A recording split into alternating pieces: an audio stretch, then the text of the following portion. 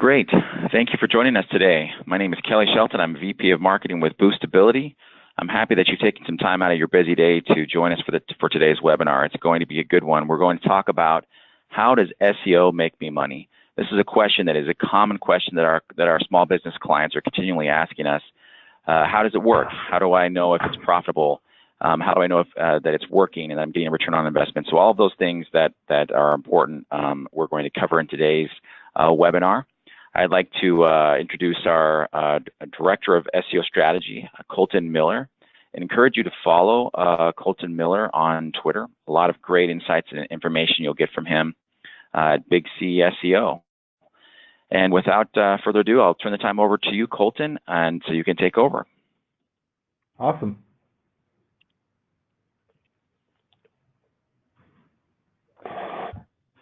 Like Kelly said already, it's great having everyone here. We're going to be going over a lot of information. We're going to start at the very beginning, essentially how you can start for free and kind of grow from there, and then subsequently towards the end, kind of what you can look at to either measure your growth or measure, you know, the effectiveness of your SEO and truly gauge if it is making you money.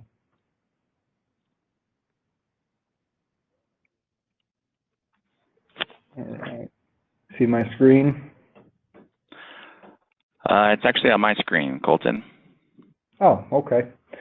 Not a problem. So like it says there, it's all free to start. Basically, SEO, if you're starting an SEO, you got to keep in mind SEO is a long-term thing, which means that it's meant to grow naturally, organically, all that good stuff. So it's usually free to start. Very beginning, just create a website. You can do that on either a social platform like Facebook and create a page, something basic like that. You can even go to other sources like Medium, Weebly, Wix, all that, and you can actually get a subdomain. And it's all free to start, and you can even find a few different ways to essentially get a free actual domain name as well as free hosting. So there's a lot of different options to essentially get started by just creating a website. Now, having a domain and creating a little bit of a template, maybe your first page, isn't enough. You have to create some content to go with it, essentially something that people are going to either look for or want to read about or engage with.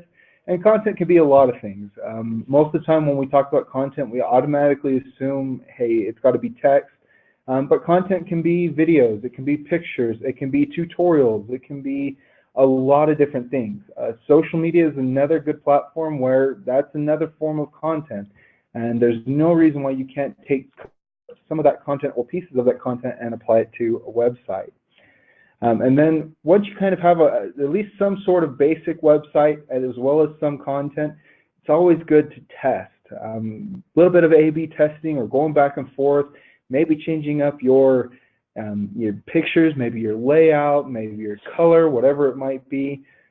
Keep in mind, SEO, like I said, it's one of those long-term investments. It's one of those long-term games that we have. So testing, seeing version A, version B, which one works, which one doesn't.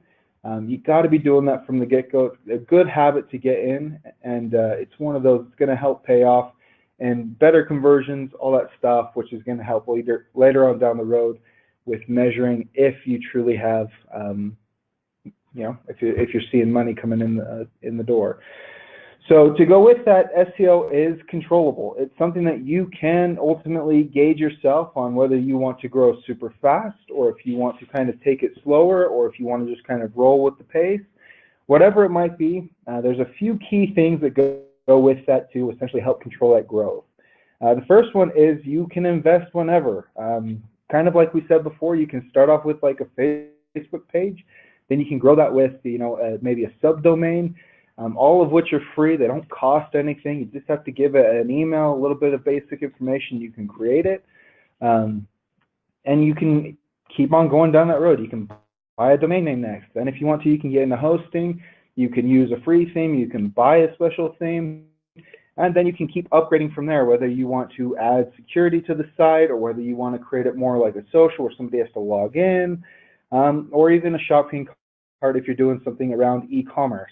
As an example, it's great if you're wanting to start a business, you can go with something like Etsy or eBay, whatever it might be, where you can essentially go on, list your items, and then have them sold.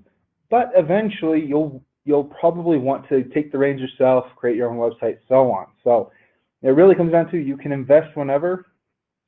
Growth ultimately, and I can't say this one enough, comes down to content on the site. Essentially, if you want to grow your website, you just have to add content. That could be entire segments to your site. That could be 1 or 2 pages.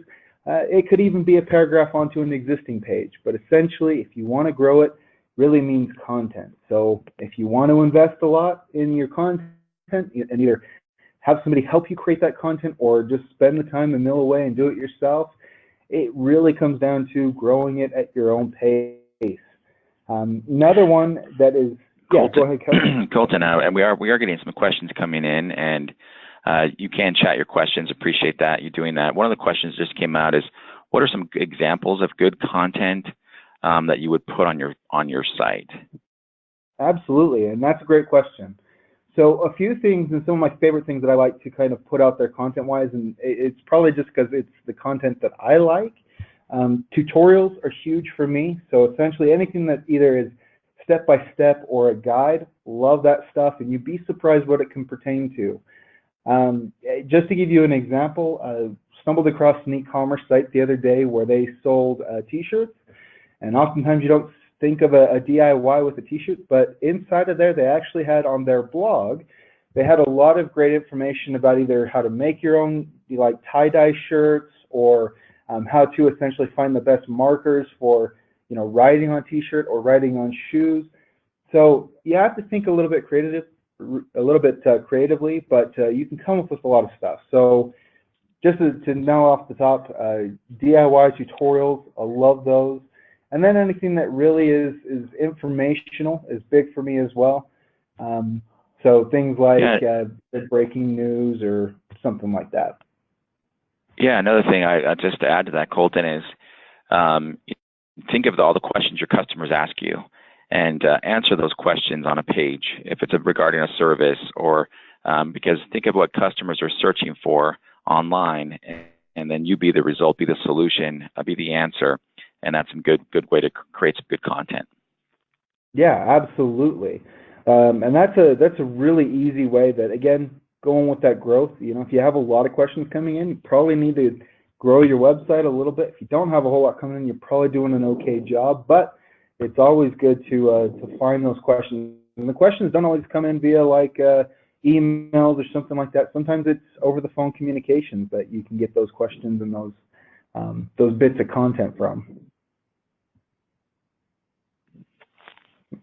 Thanks for the questions. Keep them coming. We'll do our best to get to all of them. Thanks. And it's in the chat feature in your box on the webinar. Awesome. Next one to essentially continue to grow your business would be free links. It's one of those highly contested things where getting a free link or submitting yourself to a directory. Some people say it's an absolute no-go. In our opinion and in my opinion, I think it's a fantastic way to start. I don't think it's the end-all, be-all. I don't think it'll work for companies like Walmart or Amazon where they're massive. But if you're just starting out, getting into citations, getting into maybe some mom and pop blogs, whatever it might be, those are all fantastic ways of essentially sharing your website and getting it out there in a quick and easy way. The next one is essentially fill the power. Basically, you can really scale up things and essentially power drive your SEO by hiring somebody. And this could be either hiring somebody internally, like paying a college student or something to come and help you. It might be even maybe some family or something that could help you out. But it could be something else as well, something like a text broker or a Fiverr, where you're taking a little bit of money that you might have and then distributing that out to those channels and those networks to get somebody to help you grow the website. And again, those could be different things. That could be expanding the content. That could be helping do some web development for you. That could be some stock photography. There's a lot of different ways that you can do that. And there's a lot of different ways that you can outsource that to free up your time and help grow the website in more than one way. And then the last one, just keep saying it over and over again, but essentially SEO, it really equals time. When we look at those big companies that have been out there for a long time, or we look at that e-commerce company that is doing really well, you have to keep in mind that they didn't do it overnight. It wasn't they built it one day and then all of a sudden it was making millions of dollars the next. Most of the time, these companies are 10, 15 years old. And so they've been doing this for a long time, and they all started in the same place where either you did or at some point in the evolution where you are. You got to keep in mind they were there at one point, and so you just got to keep going, and it really is a matter of time. And if you keep going, you're going to build something great. So to go with the content and expanding it, you have your brand reputation, and your brand reputation is essentially what helps build that trust to have somebody essentially convert for you. We've all seen it before where, either we've seen a website or something pops up and we're like, yeah, probably doesn't feel the best.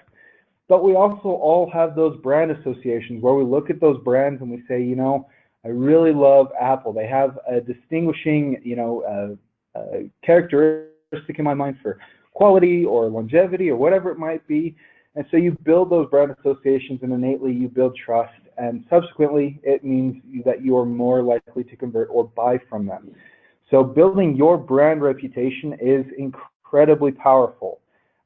First off, you got to start with your brand relevance, especially if you're new to the game or maybe you're just a small business.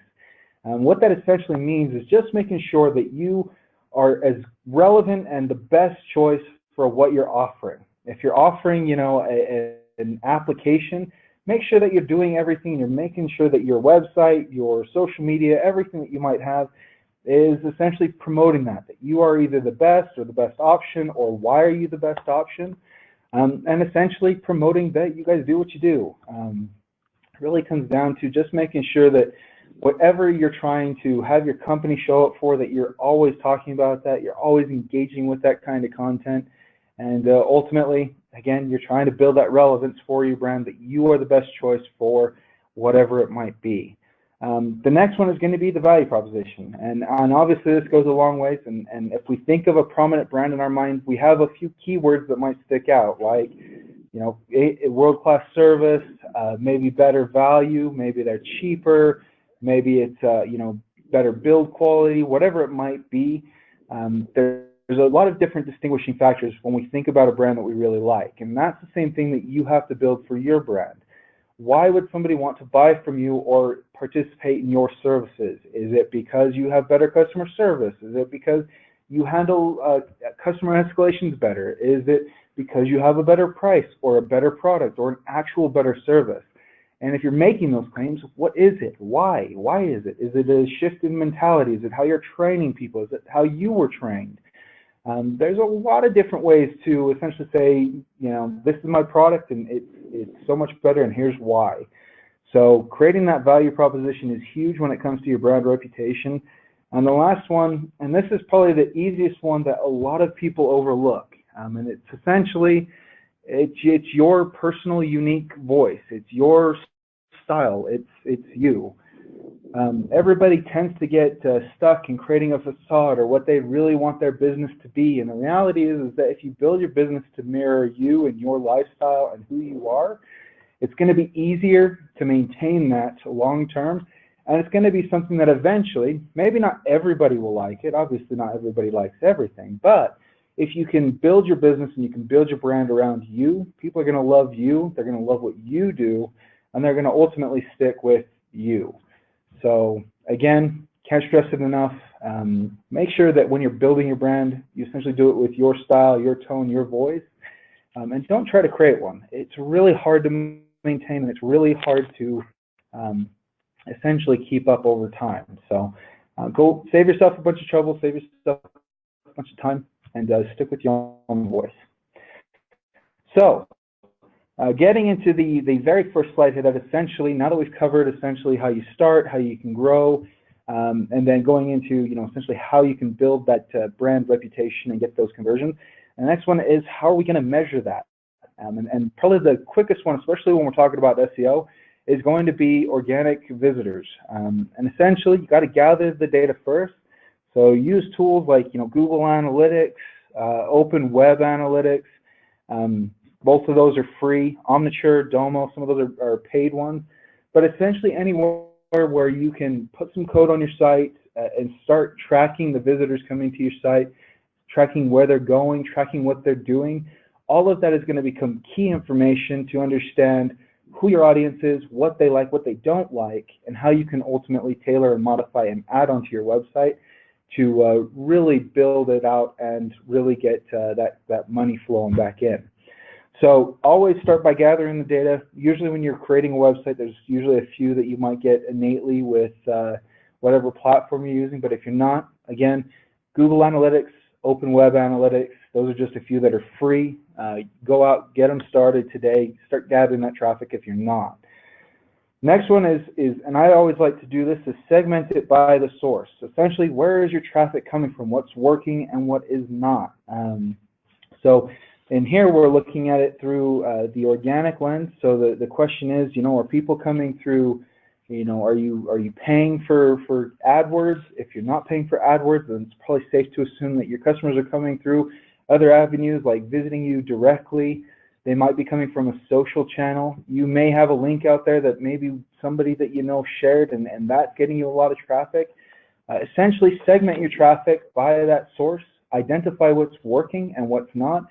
Stop paying attention to what's not necessarily working and start building upon what is working. And if what is working really well and you're looking to expand it even more, then start focusing on those channels that maybe they're not producing as much as you would either want or expect. And some of that you're just going to have to figure out with time with your brand. Some channels work better for others. As an example, I know like Pinterest Pinterest and Instagram, they're particularly big for a lot of fashion, e-commerce type stuff, where maybe Facebook and stuff may not be as huge for some of those verticals. But if you're like a plumber or something like that, Facebook, Yelp, those are going to be some of your bigger social areas where that's going to really help you. So you gotta kind of work within the ecosystem of the source and essentially figure out what's going to work, what's not, and take it from there. Last one on here when you're measuring that is your visitor interaction, and this goes back kind of to the A/B testing, where you want to make sure that when you are seeing traffic come in and you're seeing that you are getting some visitors to the site, whether it be from social, organic, paid, whatever, you want to understand how they're using the site. Are they using the site? Are they accomplishing something on the site? Are they coming to the site and instantly leaving? Understanding those things will essentially help you understand whether you need to change something on the site, maybe you just need to test something on the site, or maybe you need to try to explain something better that you felt you were already explaining. So testing not only where your visitors are coming from, but then testing as well how they're interacting with the site is going to be key in making sure that you are always putting your best foot forward when it comes to your website. So to kind of dive into that a little bit more as far as testing your users, there's a few things that you can do to essentially test specific actions or to drill in to if clients are using your website effectively or not. And this is going to be action tracking. Essentially, you want to make sure that you have some way or some goal tied to your website or to your pages that you want somebody to do, and that's going to be this determine action section here. Are you wanting somebody, you might say, what, everybody can buy from me, they can buy from my website, but what does that actually mean? Does that mean that they need to come to the site and then they need to make 3 clicks to, find something, click on it to add it to the cart, then click on the shopping cart, and then click in to actually submit the info and then pay? If that's the case, then you really want people to go from that product to the checkout, and then ultimately the crucial step there is going to be from the checkout to the payment screen, and obviously finishing out the entire way. It might be something a little bit more simple where you may have just a website and you're just looking to collect leads from it. So maybe in that scenario it might be, I want somebody to come to one of my blog pages, and then I want them to go to my Contact Us page, and then I want them to fill out a submission format and send me a lead so I can call them directly and see if I can't get a sell. So there's a few different ways that you can do that there, but you ultimately have to understand what you want to have happen. There's a lot of blog sites out there where their interaction or what their goal is to have somebody stay on the site or scroll down the page showing that they essentially read a page. So there's a lot of different ways to track that action, and if you're not sure what that is for your website, start figuring it out today and start figuring out what actions are going to ultimately lead to you essentially growing your business and making more money. Another thing that you can do to go with that, just to make sure that people are actually doing that, is use tagging tools or tools that essentially can track specific actions taken on the site. So a few tools I would suggest here would be something like Crazy Egg or Google Tag Manager. Crazy Egg is paid, but Google Tag Manager is free. Essentially, they're going to give you more insights into specific clicks, where somebody's going, if somebody's actually clicking on a URL and getting either a PDF or they're going to a different screen. Dwell time, if you have somebody that maybe you have a video and you're just trying to see somebody actually watching the video, you can set something up where it's like a timer where if somebody watches it for so long, then it pings that and says, hey, you had one person come from organic and they actually stay here and they watch this whole video. So there's a lot of different things that you can essentially tag, but that's the basic. You got to start tagging stuff, figure out what those actions are, then have some way of tagging that, so that way you can start getting that data, and with that data you can ultimately refine those actions. You may find that your shopping cart really is ineffective for you. You might find that people are abandoning because they have to go 5 clicks when the average that people want to click is only 3. So you may find something like that, or you may find that, hey, instead of having a different page that has a submission form for somebody to send me a lead, I need to put that submission form on the actual blog post or whatever it might be.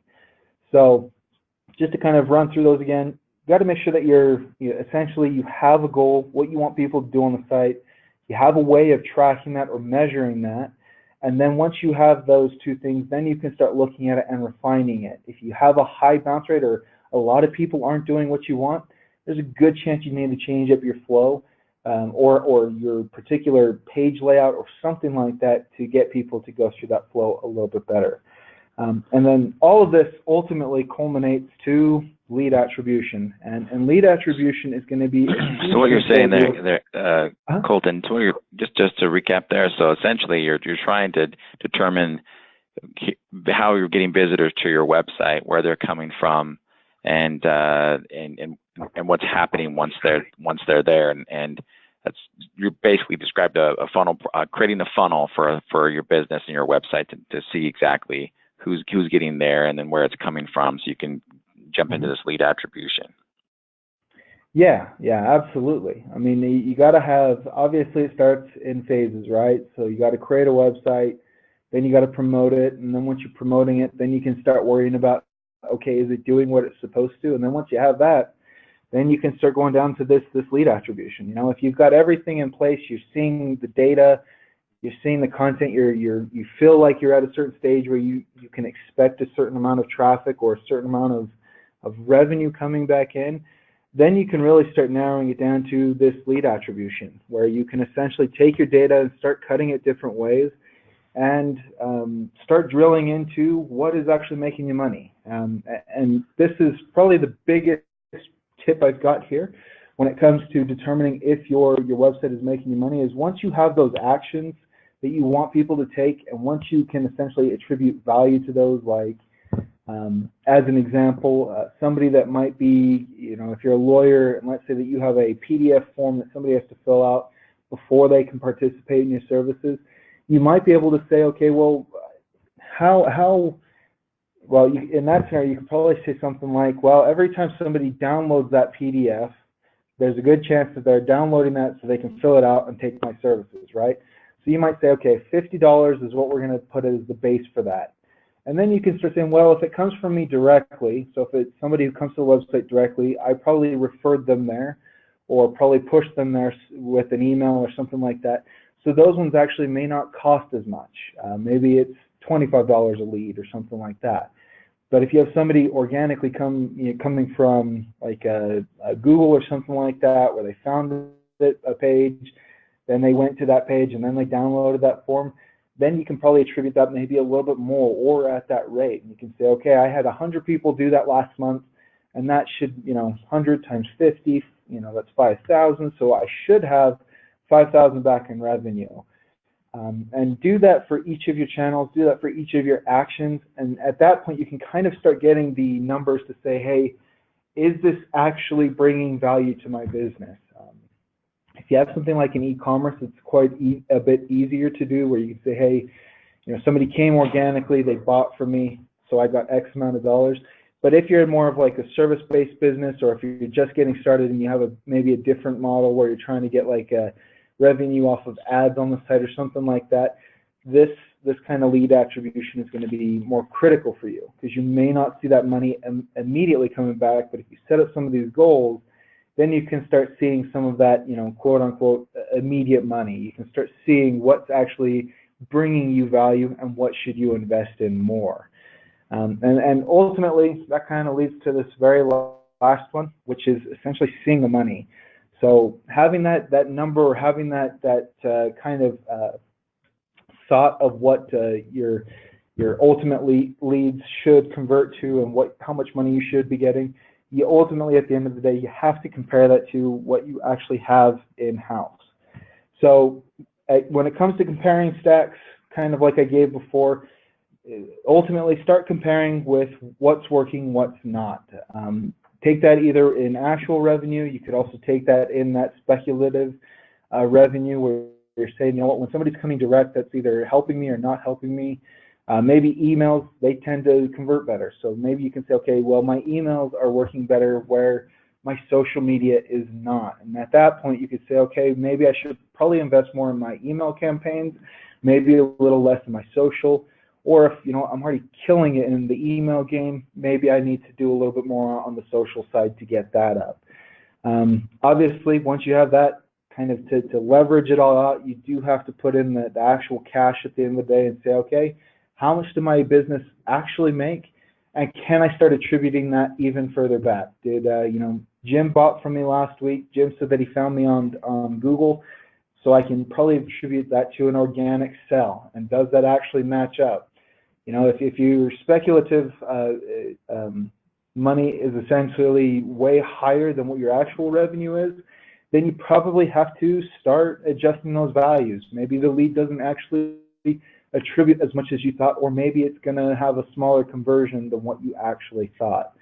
So there's quite a few different ways, but you've got to match that up with the cash you have coming into your business and how that's actually translating to that speculative revenue coming in.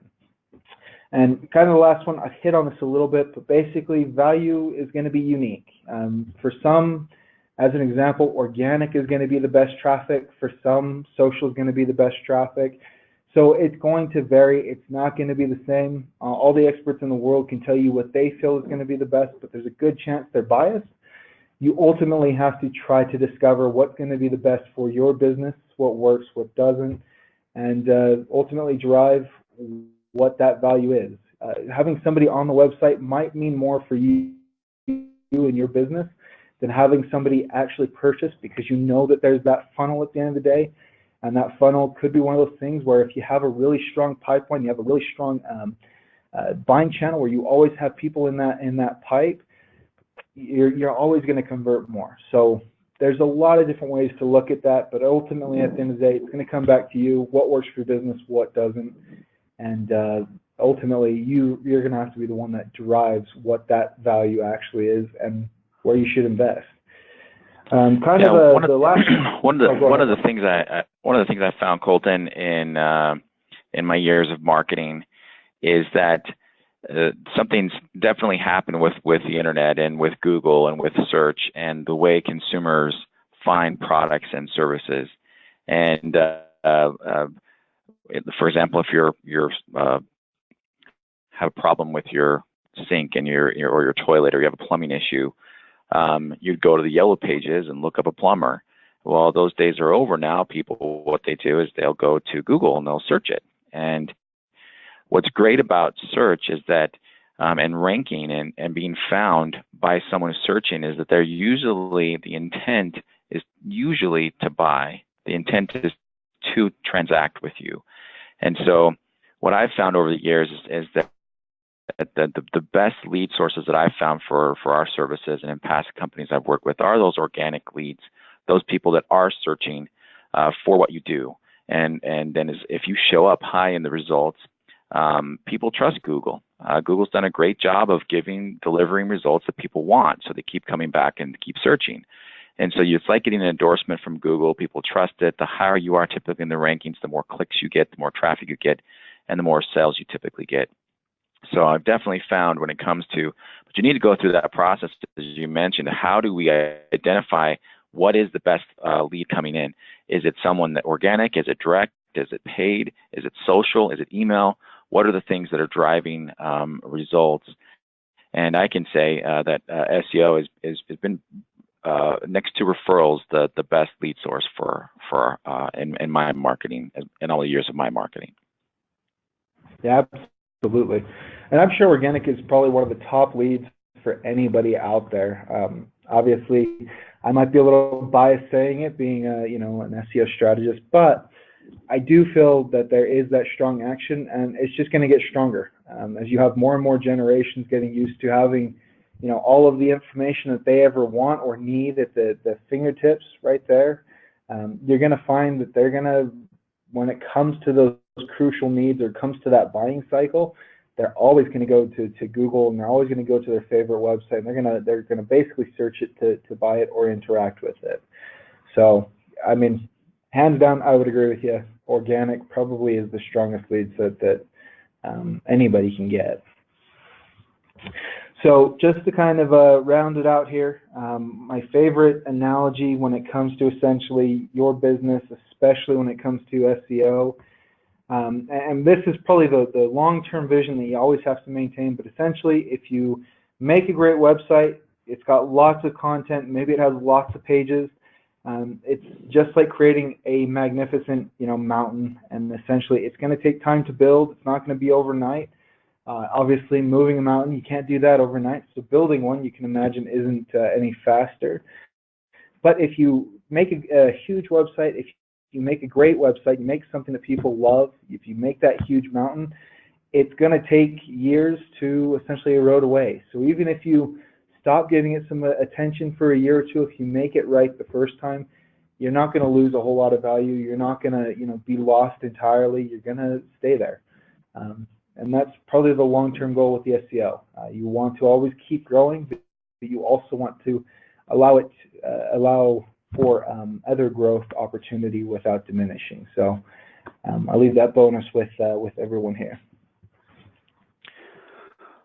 Great, thanks, Colton. We do have a couple questions here. One of the questions is, if I'm not technically savvy, what are ways I can do lead attribution? Mm-hmm. So from my end, the very basic one that you can start out with, and this is the one I would suggest just in general because it's going to give you the very basic data that you need to get started with, install Google Analytics. It's a little bit of JavaScript code. Basically, it's just a little bit of code that you just need to copy and paste into the header section of your website. There's a lot of tutorials out there, so if you're not entirely sure, search your CMS. So like, as an example, if you're using something like Weebly or Wix or something like that, search like Weebly installing Google Analytics. You'd be surprised. You're going to probably get 4 or 5 videos from YouTube. If not, you'll get one of those tutorials, things I love. And it will walk through step by step on exactly how to install it. But install Google Analytics, and from there, that's going to allow you to see traffic, which is the very beginning starter point of lead attribution. And then Google Analytics itself actually has a few features where they offer something similar to some of those tools like Tag Manager and Crazy Egg, where you can actually drop down a report. It'll basically lay out a heat map over your web page and say, okay, 12 people clicked here. Most people, looks like their mouse dwelled around here.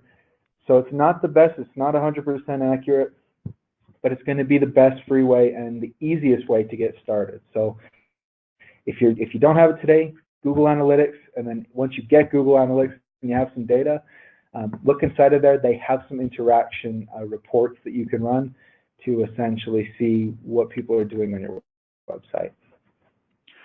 Yeah, another thing that I found to add to that is is, especially for our smaller business clients, is to simply ask the customer when they reach out to you, how did you find us? And that can give you some data. And we actually encourage our customers to do that, because often it's difficult to determine, yep, this lead and sell came from my SEO efforts. It can be challenging. And with Google Analytics and Search Console and other things that Colton has mentioned, you can identify and attribute that revenue to that particular lead. But it's harder for a smaller business owner. So we encourage them to just ask the clients, how did you hear about us? Where did you find us? And then that can give you an idea of whether or not your SEO is working. If they continue to say, yeah, I found you online, or I found you on Google, that's a good indication that your online presence is strong. Absolutely. And the final question here, and we certainly appreciate everybody joining us today. And during this webinar, we hope you found it valuable. We are having a webinar in October as well. We've got some information here where you can sign up for that. But the final question is around SEO and social media and PPC. Okay. Of these three, if you're a small business, which is the best? So, in my opinion, and I would say this just because it's going to have the best return long term, I'd say SEO, hands down. Kind of going along with what I put out here, you can grow it as you need to. So, if you are strapped for cash, unlike AdWords, you're not going to have to stress that, you only have $50 to spend this month on marketing.